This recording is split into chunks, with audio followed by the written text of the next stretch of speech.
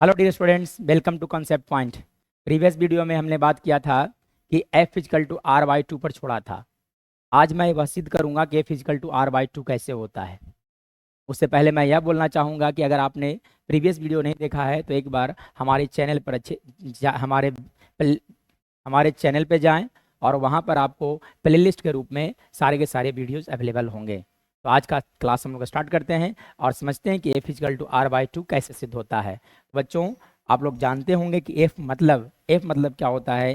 f मतलब होता है वक्रता, है ना, सॉरी, f मतलब होता है फोकस दूरी। f मतलब क्या होता है बच्चों?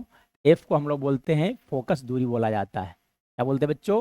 फोकस दूरी कहा जाता है। तो मैं यहाँ लिख देता हूँ, f को हम लोग बोलते हैं फोकस दूरी कहा जाता है। ठीक है। और r मतलब क्या हो गया? r को हम लोग बोलते हैं वक्रता त्रिज्या कहा जाता है।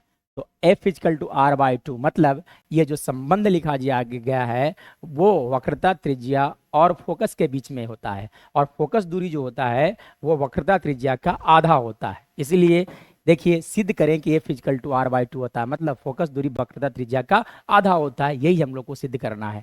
तो सिद्ध करने के लिए मैं क्या करता हूँ, सबसे पहले बना लेता हूँ एक अवतल दर्पण।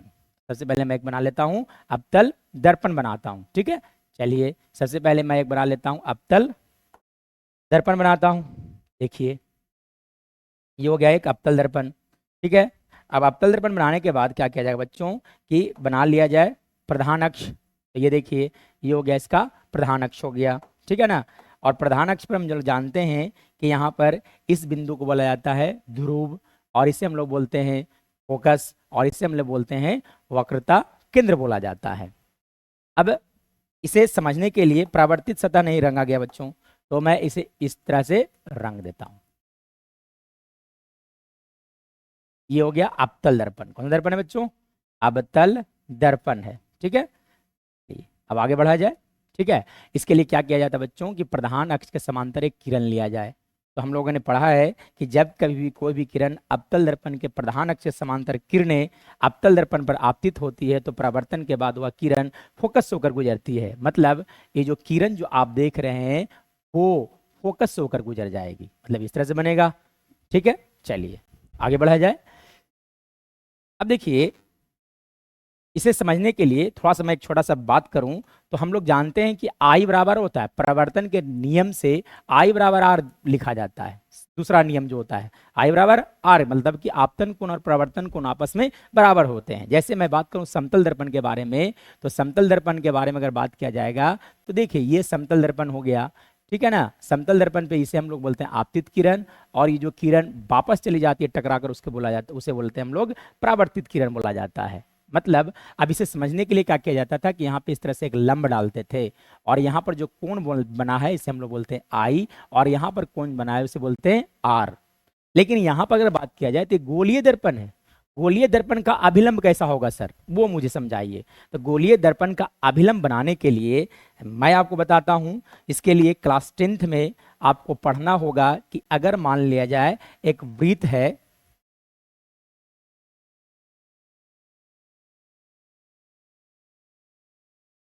मैं मान लेता हूं कि एक वृत्त है। ठीक है ना। तो एक वृत्त अगर है तो देखिए एक वृत्त है। ठीक है ना। ये वृत्त नहीं बल्कि जब दर्पण बनाया जाता है तो किसी खोखले गोला का एक भाग होता है। तो ये खोखला गोला है। अब खोखले गोले के भाग में से छोटा सा भाग को बाहर किया जाता है। इस खोखले गोले के छोटा सा भाग को मैं बाहर करूंगा। उससे पहले क्लास 10th में पढ़ना है कि वृत्त के त्रिज्या और स्पर्श रेखा दोनों आपस में लंबवत होते हैं। मतलब यहां पर कोण जो देख रहे हैं वो 90 डिग्री होगा। अब जब इसमें से छोटा सा भाग को आप बाहर करोगे, इस तरह से छोटा सा भाग बाहर आने वाला है, तो अवतल दर्पण बनाने के लिए इसे बाहर से रंगना होगा। ठीक है। अब देखिए, स्पर्श रेखा कहीं भी बनाया जा सकता है। मैं यहाँ पे एक स्पर्श रेखा बना देता हूं, और देखिए ये स्पर्श रेखा हो गया, और ये जो देख रहे हैं इसका हो गया आपका वक्र, है ना, वक्रता त्रिज्या हो गया। और त्रिज्या और स्पर्श रेखा आपस में लंबवत होते हैं। मतलब गोलीय दर्पण के अगर अभिलंब के बारे में बात किया जाएगा तो त्रिज्या जो होता है वही अभिलंब होता है। वक्रता त्रिज्या जो होगा वही क्या होगा बच्चों, अभिलंब होगा। यानी कि इस दर्पण का अगर मैं बना लूं अभिलंब, तो अभिलंब कौन सा रेखा होने वाला है, ये जो रेखा आप देख रहे हैं इस तरह से जो रेखा जा रहा है ये इस दर्पण का अभिलंब हो गया। ये किसे क्या मैं बोलूंगा, अभिलंब बोलूंगा, जो कि इस त्रिज्या इस गोलीय दर्पण का त्रिज्या भी होगा। ठीक है, चलिए अब आगे बढ़ते हैं।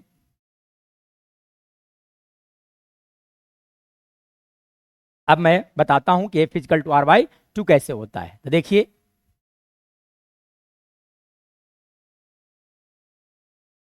अब देखो बच्चों, इसे समझने के लिए मैं बताया था कि इस कोण को बोला जाता है आई और इस कोण को बोलते हैं आर।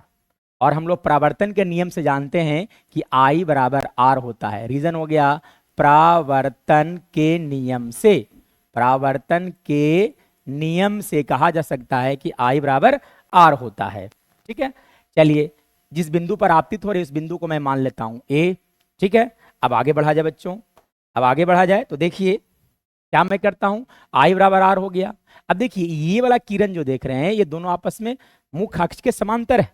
तो जब मुख्य अक्ष के समांतर किरणें होगी तो कहने का मतलब ये कोण और ये कोण, मैं इसे लिख देता हूं एक थोड़ा देर के लिए, मैं इसे क्या मान लिया, एक मान लिया। यानी कि कोण आई जो होगा वो कोण आर के कोण एक के बराबर होगा, कोण एक के बराबर होने वाला है। कारण क्या हो गया, एकांतर कोण। रीजन क्या होगा बच्चों, एकांतर कोण आपस में बराबर होते हैं, इसलिए एकांतर कोण से ये दोनों कोण आपस में बराबर हो जाएंगे। रीजन क्या होगा बच्चों, एकांतर कोण, एकांतर कोण से दोनों कोण आपस में बराबर हो जाएंगे।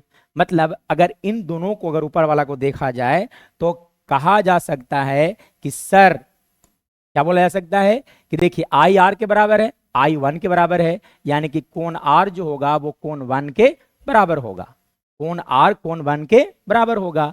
मतलब अगर मैं आ जाऊं इस त्रिभुज में, अगर बात किया जाए, इस त्रिभुज में अगर बात किया जाएगा, त्रिभुज ACF में, कौन से त्रिभुज की बात किया जा रहा है, ACF में। अगर ACF त्रिभुज में बात करोगे बच्चों तो अगर देखा जाए तो इस त्रिभुज में दो कोण बराबर हैं, मतलब कोण एक जो है वो कोण आर के बराबर है। तो किसी भी त्रिभुज के अगर दो कोण बराबर होते हैं तो दो भुजा भी बराबर होता है। मतलब यह कहा जा सकता है कि कोण एक के सामने वाला भुजा कौन सा बच्चा, AF हो गया, और कोण आर के सामने वाला भुजा देखा जाए तो कौन सा हो गया, भुजा CF हो गया। यानी कि कोण एक के सामने वाला भुजा देखोगे तो वो होगा AF, और कोण आर के सामने वाला हो गया CF, और दोनों आपस में बराबर हो गए। इसलिए मैंने यहां लिख दिया AF बराबर CF। क्यों, और इस तरह के त्रिभुज को समद्विबाहु त्रिभुज बोला जाता है। रीजन हो गया समद्विबाहु त्रिभुज, यानी कि त्रिभुज ACF एक समद्विबाहु त्रिभुज होगा। किस तरह का त्रिभुज होगा, समद्विबाहु त्रिभुज होगा। चलिए अब बच्चों अगर मैं आगे बात करूं तो देखिए, अगर मान लिया जाए आपतित किरण जो देख रहे हैं ये थोड़ा सा दूर दिख रहा है आपको, लेकिन ऐसा नहीं है, ऐसा नहीं है। ये A और P जो है दोनों आपस में बहुत ही पास में है। मतलब ये जो दूर दिख रहा है ये बहुत ही पास में अगर होता, अगर इस तरह से अगर बनता तो कहा जा सकता है कि सर ये PF का मान जो है वो AF के बराबर होगा। क्यों, क्योंकि ये वाला बिंदु जो है वो यहां पे आ जाएगा तो ये दोनों आपस में बराबर हो जाएंगे। मतलब यदि यदि यदि बिंदु A और P बहुत पास होते, बहुत पास होगा तो कहा जा सकता है बच्चों, होगा तो कहा जा सकता है कि AF का मान जो होगा वो PF के बराबर होगा। इसे मैं मान लेता हूं समीकरण पहला, इसे मैं मान लेता हूं समीकरण दूसरा।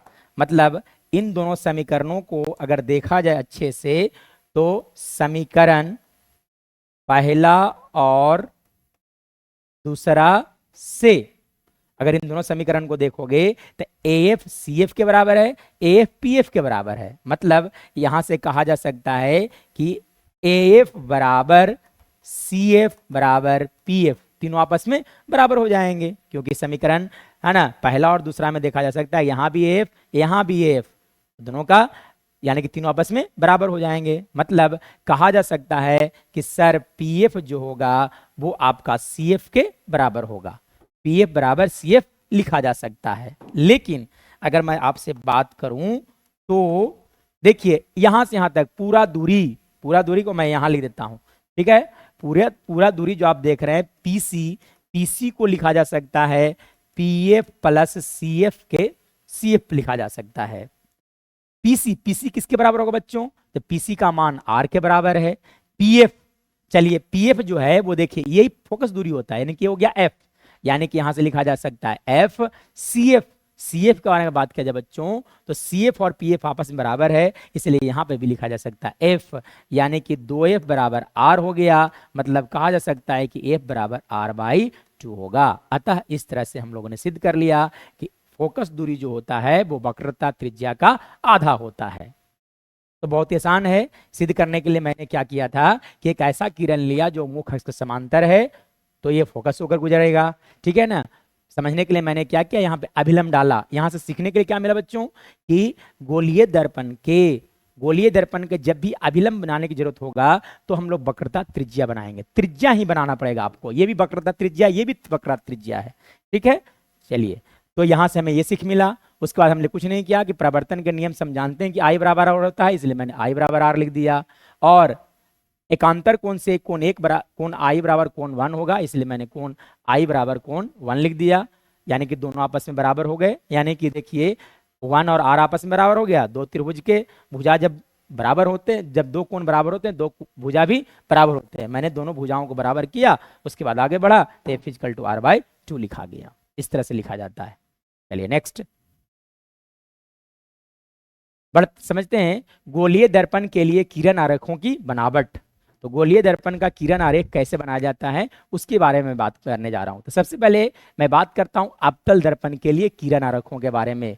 तो किरण आरेख 3 तरह के नियम के बारे में पढ़ना है। मतलब जब हम लोग प्रतिबिंब बनाएंगे अवतल दर्पण द्वारा तो इन तीनों नियमों का हम लोग को यूज करना होगा। तो समझते हैं सबसे पहले पहला नियम क्या कहता है बच्चों। तो पहला नियम क्या कहता है कि अवतल दर्पण के मुख्य अक्ष के समांतर किरणें जब अवतल दर्पण पर आपतित होती है तो परावर्तन के बाद परावर्तित किरण जो है वो फोकस होकर गुजरता है। जैसे देखा जाए यहाँ पर क्या लिखा गया है बच्चों, यहाँ पर अगर देखोगे तो देखिए अवतल दर्पण के मुख्य अक्ष के समांतर आपतित किरण दर्पण से परावर्तन के बाद फोकस से होकर जाती है।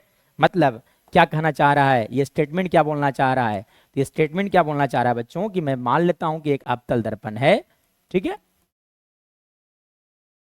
ये अवतल दर्पण हो गया। अब अवतल दर्पण है तो उसके लिए मैं बना लेता हूं यहां से, ये हो गया आपका प्रधान अक्ष, ये P हो गया, F हो गया और ये C हो गया। तो ये पहला नियम क्या कहता है बच्चों कि अगर एक ऐसा किरण लेते हैं जो मुख्य अक्ष के समांतर होगा तो परावर्तन के बाद परावर्तित किरण फोकस से होकर गुजरती है। मतलब इस तरह से होगा। मतलब अगर एक ऐसी किरण है जो अवतल दर्पण के मुख्य के समांतर अवतल दर्पण पर आपतित होगा तो परावर्तन के बाद परावर्तित किरण फोकस से होकर गुजरती है। पॉइंट नंबर 1 यही है और इसे अच्छे से याद कर लेना है क्योंकि हम इसे आगे चल के यूज करेंगे, ठीक है। अगला देखा जाए, नेक्स्ट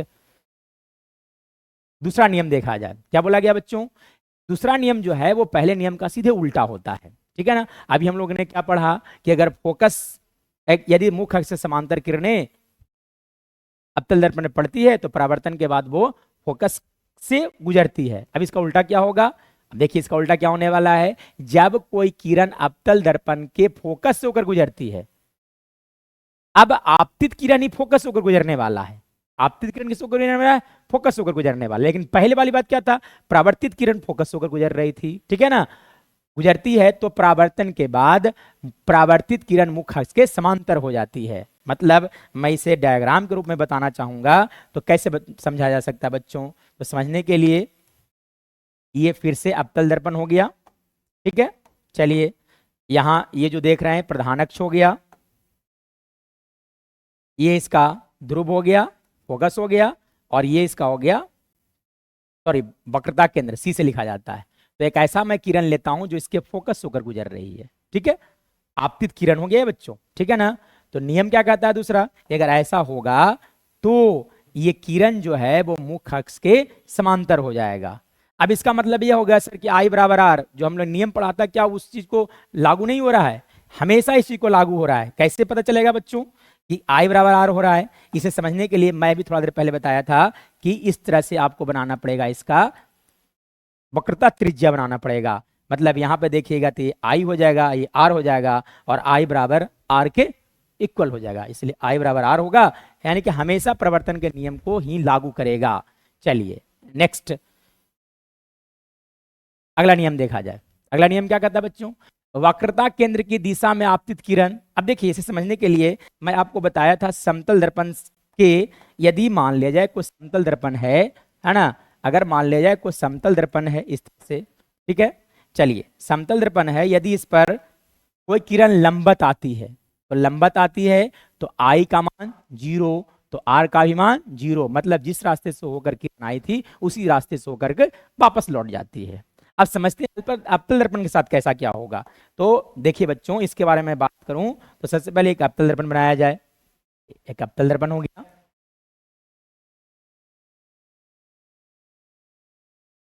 ये इसका प्रधान अक्ष हो गया, P हो गया, F हो गया, C हो गया, ठीक है। अब मैं क्या करता हूं कि एक ऐसा किरण लेता हूं जो इसके वक्रता केंद्र से होकर गुजर रही है। अब देखिए जब वक्रता केंद्र से होकर गुजरेगी तो मैंने बताया था कि वक्रता केंद्र से इसे ये देखिए यहां से यहां जो होता है वो आर के बराबर होता है, मतलब त्रिज्या के बराबर ही होता है, त्रिज्या के जैसा ही होता है। जब यहाँ पे इस तरह से आप स्पर्श रेखा बनाओगे तो दोनों आपस में लंबत होगा, मतलब ये एक ऐसी किरण हो गई जो कि इस गोलीय दर्पण पर लंबत पड़ रही है। तो लंबत किरण जब भी पड़ेगी तो आई बराबर आर होगा, मतलब आई का मान 0 तो आर का ही मान 0, मतलब यह हो गया बच्चों कि इधर से गई और इसी रास्ते से होकर करके वापस भी लौट जाएगी, ठीक है ना। यानी कि देखिए नियम 3 क्या कहता है कि जब कोई किरण अवतल दर्पण के वक्रता केंद्र की दिशा में आपतित हो तो परावर्तन के बाद प्रवर्तित किरण उसी पथ से वापस पथ पर लौट जाती है, मतलब जिस रास्ते से गई उसी रास्ते से किरण लौट कर वापस आ जाएगी। ऐसा क्यों होता है कि ये अभिलंब है, मतलब लंबत पड़ा। कैसा पड़ा बच्चों? लंबत, स्पर्श रेखा के लंबत पड़ा, इसलिए आई का मान 0 हो गया तो आर का ही मान 0 होगा, इसलिए जिस रास्ते से किरण गया था उसी रास्ते से वापस आ जाएगा। चलिए नेक्स्ट इसका हम लोग उपयोग करेंगे। अब हम लोग समझते हैं उत्तल दर्पण के लिए किरण आरेख के बारे में। अभी हम लोग ने पढ़ा अवतल दर्पण के बारे में, अब मैं बात करने जा रहा हूं आपसे उत्तल दर्पण के बारे में, ठीक है। तो सबसे पहला नियम देखिए, इसमें उसी के जैसा है, बस थोड़ा सा डायग्राम बनाने में डिफरेंस आएगा। क्या डिफरेंस आएगा समझते हैं। सबसे पहला नियम, मुख्य अक्ष के समांतर आपतित किरण। तो मुख्य अक्ष के समांतर आपतित किरण होते क्या होता है, इसके लिए सबसे पहले बनाया जाए उत्तल दर्पण। तो मैं उत्तल दर्पण बनाने के लिए आपको सिखाया था कि देखिए इस तरह से ले लिया जाए एक भाग, ठीक है, और इसे अंदर से जब पेंट कर दोगे तो ये उत्तल दर्पण हो जाएगा, ठीक है। समझने के लिए मैं क्या करता हूं, यहां पर प्रधान अक्ष बना लेता हूं, P हो गया, ये हो गया F, और ये क्या हो गया इसका C हो गया। मैंने बताया था कि उत्तल दर्पण का वक्रता केंद्र फोकस जिधर रंगा हुआ भाग होता है उधर ही होता है। अब इसे समझने के लिए पॉइंट नंबर 1 को समझने के लिए मैं क्या करता हूं, एक ऐसा किरण लेता हूं जो मुख्य अक्ष के समांतर। अब मुख्य अक्ष से समांतर जब आपतित किरण होंगे तो अभी तो दर्पण के अंदर नहीं जा सकता है बल्कि परावर्तित करेगा। यहां भी आई इक्वल टू आर को फॉलो करना है, तो क्या होगा बच्चों कि ये किरण जो है वो फैल जाएगी, मतलब दूर भाग जाएगा, इस तरह से जाएगा, ठीक है, इस तरह से चला जाएगा बच्चों। ये देखिए इस तरह से किरण आ जाएगा, क्या ना, मतलब ऐसा लगता है कि परावर्तन के बाद ये फोकस होकर आ रही है, इधर से होकर आ रही है, फोकस से होकर आ रही है, ठीक है। अगर यहां पे भी बात करोगे तो आई बराबर आर होगा। इसे समझने के लिए मुझे क्या करना होगा, इस तरह से आपको बनाना पड़ेगा, और ये हो गया आपका आई और ये हो गया आर, आई बराबर आर होता है। हमेशा आई बराबर आर जो परावर्तन का नियम होता है वो हमेशा लागू होगा, सिर्फ बनाने आपको आना चाहिए, ठीक है। यानी कि देखिए नियम है ना, पहला नियम क्या कहता है बच्चों, पहला नियम क्या बोला गया है, उत्तल दर्पण के मुख्य अक्ष के समांतर आपतित किरण, उत्तल दर्पण के मुख्य अक्ष से समांतर आपतित किरण। ये किरण जो आप देख रहे हैं मैं इसका नाम ले देता हूं ए बी किरण जो है वो मुख्य अक्ष के समांतर है। दर्पण से, उत्तल दर्पण से परावर्तन के बाद फोकस से आती प्रतीत होती है, ऐसा लगता है कि प्रवर्तित किरण फोकस से आ रही है, जब मैं इधर से देखूंगा तो ऐसा लगेगा कि ये परावर्तित किरण फोकस होकर आ रही है। ठीक है, चलिए, या तो इधर से देखोगे तो ऐसा लगेगा फोकस होकर आ रही है। नेक्स्ट, आगे की ओर बढ़ा जाए। नेक्स्ट पॉइंट देखा जाए, फोकस की दिशा में आपतित किरण, तो जो अभी हम लोगों ने पढ़ा उसका सीधे ये उल्टा है। अभी हम लोगों ने क्या पढ़ा कि अगर मुख्य अक्ष के समांतर किरण उत्तर दर्पण पर आपतित होती है तो परावर्तित किरण ऐसा प्रतीत होता है कि वो परावर्तित होकर फोकस से आ रही है। अब इसका उल्टा क्या होने